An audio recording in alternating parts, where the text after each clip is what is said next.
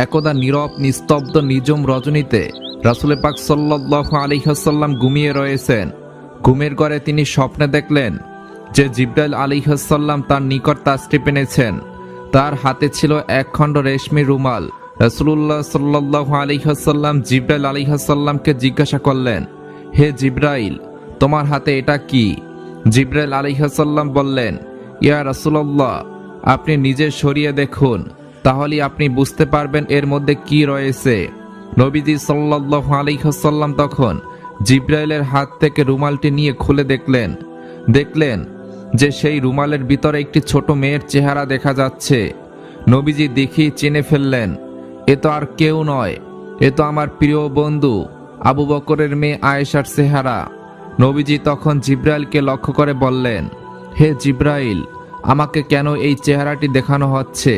হযরত জিবরাইল আলাইহিস সালাম জবাব দিলেন, ইয়া রাসূলুল্লাহ, তিনি হবেন সেই সৌভাগ্যবতী নারী যিনি এই জীবনে এবং পরজীবনে আপনার স্ত্রী হবেন এবং তার ভালোবাসা দিয়ে আপনার সকল দুঃখ কষ্ট বিরহ ভুলিয়ে দিবেন।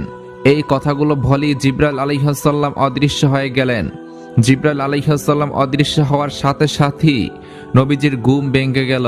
তিনি রুমের মধ্যে চিন্তাগ্রস্ত হয়ে হাঁটাচলা শুরু করলেন আর ভাবতে লাগলেন, আবু বকরের মেয়ে তো অত্যন্ত ছোট, যাকে উম্মে রোমান ঘরেই রাখতে পারে না, সারাদিন এদিক সেদিক সে ঘুরে বেড়ায়।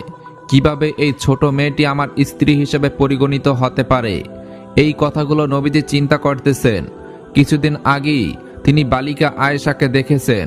সে তার বান্ধবীদের সাথে পুতুল খেলায় মত্ত রয়েছে, আর সেই বালিকাই নাকি তার ভালোবাসা দিয়ে সকল ব্যথা বেদনা দূর করে দিবেন।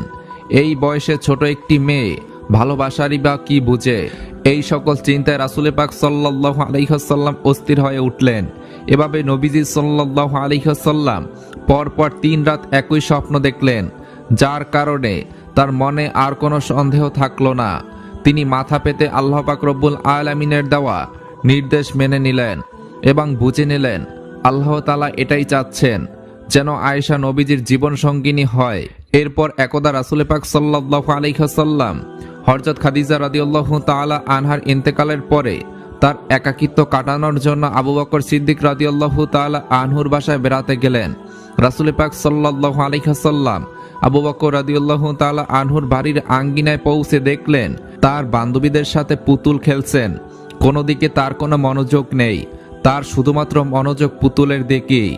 তাকে এভাবেই খেলতে দেখে রাসূল পাক সাল্লাল্লাহু আলাইহি ওয়াসাল্লামের মনে খানিকটা কৌতূহল জাগলো। তিনি এগিয়ে এলেন